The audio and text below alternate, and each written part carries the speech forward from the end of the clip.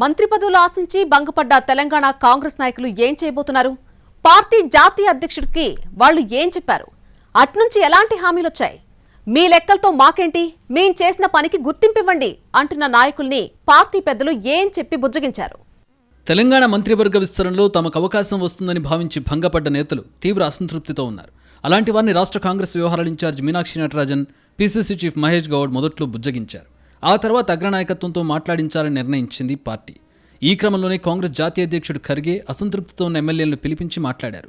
నిజామాబాద్ జిల్లా నుంచి సుదర్శన్ రెడ్డి, రంగారెడ్డి జిల్లా నుంచి మల్రెడ్డి రంగారెడ్డి, దేవరకొండ ఎమ్మెల్యే బాలునాయక్, మంచిర్యాల శాసనసభ్యుడు ప్రేమ్సాగర్ రావుతో విడివిడిగా భేటీ అయ్యారు ఖర్గే. కష్టకాలంలో కూడా పార్టీ వెంటే ఉన్నా వదిలేసి మారి వచ్చిన వాళ్లకు మంత్రి పదవులిచ్చి మమ్మల్ని అవమానించారంటూ ఖర్గే ముందు కుండబద్దలు కొట్టేశారట ప్రేమ్సాగర్ రావు. మంత్రి పదవి తప్ప ప్రత్యామ్నాయాలను అంగీకరించబోమని ఆయన స్పష్టం చేసినట్టు తెలిసింది. ఇక రంగారెడ్డి జిల్లాకు కేబినెట్లో ప్రాతినిధ్యం లేదు కాబట్టి ఆ అవకాశం తనకివ్వాలని మొదటి నుంచి పార్టీ నాయకత్వాన్ని కోరుతున్నారు మల్రెడ్డి రంగారెడ్డి. అయితే రెడ్డి సామాజిక వర్గానికి ఇప్పటికీ పదవులు ఎక్కువయ్యాయంటూ బీసీ, ఎస్సీ, ఎస్టీ సామాజిక వర్గాల చుట్టూ రాజకీయం నడుపుతోంది కాంగ్రెస్. అయితే తెలంగాణలో సగం జనాభా ఉన్న రంగారెడ్డి జిల్లాకు మంత్రివర్గంలో చోటు కల్పించకపోవడం ఏంటని అడిగారట మల్రెడ్డి. సామాజిక సమీకరణాల లెక్కలు ఎలా ఉన్నా కనీసం జిల్లాకు ఒక మంత్రి పదవి కూడా ఎందుకు ఇవ్వలేకపోతున్నారని ఆయన వాపోయినట్టు సమాచారం. దేవరకొండ ఎమ్మెల్యే బాలునాయక్ కూడా తమ సామాజిక వర్గానికి ప్రాతినిధ్యం కల్పించాలని కోరారట. బంజారాల ఓటు బ్యాంకు పూర్తిగా కాంగ్రెస్ వెంటే ఉంటుందని, ఇప్పుడు ఆ వర్గానికి మంత్రి పదవి ఇవ్వకపోతే తప్పుడు సంకేతాలు వెళ్తాయని బాలునాయక్ చెప్పినట్టు తెలిసింది. కాంగ్రెస్ పార్టీలో నిబద్ధతతో పనిచేస్తున్న కార్యకర్తల్ని గుర్తించాలని, నల్గొండ జిల్లా నుంచి తనకు అవకాశం ఇవ్వాలని కోరారాయన.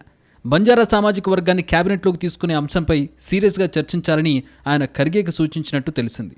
సీఎం రేవంత్ రెడ్డి నుంచి ప్రతిపాదన వస్తే అధిష్టానం వైపు నుంచి బంజారాలకు న్యాయం చేస్తామని ఖర్గే హామీ ఇచ్చినట్టు తెలిసింది. మరోవైపు ప్రభుత్వ వైపు ఆది శ్రీనివాస్ కూడా ఖర్గేని కలిశారు. గాంధీ భవన్లో ఆయన వ్యక్తిగతంగా కలిసి బీసీల నుంచి తనకు మంత్రివర్గంలో చోటు కల్పించాలని విన్నవించారు.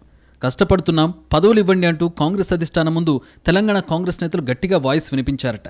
తగిన గుర్తింపు ఇవ్వకపోతే పార్టీ కోసం పనిచేసే వారి సంఖ్య తగ్గుతుందని, పార్టీలు మారి వచ్చిన వాళ్లకే కొమ్ములొస్తాయని, అది లాయల్టీ ఉన్న వాళ్ళని అవమానించేటట్టు కాదా అని ప్రశ్నిస్తున్నారట పాత కాంగ్రెస్ నేతలు. అధిష్టానం ఇప్పటికైనా వాళ్ల మొర ఆలకిస్తుందో లేదో చూడాలంటున్నారు ద్వితీయ శ్రేణి నాయకులు.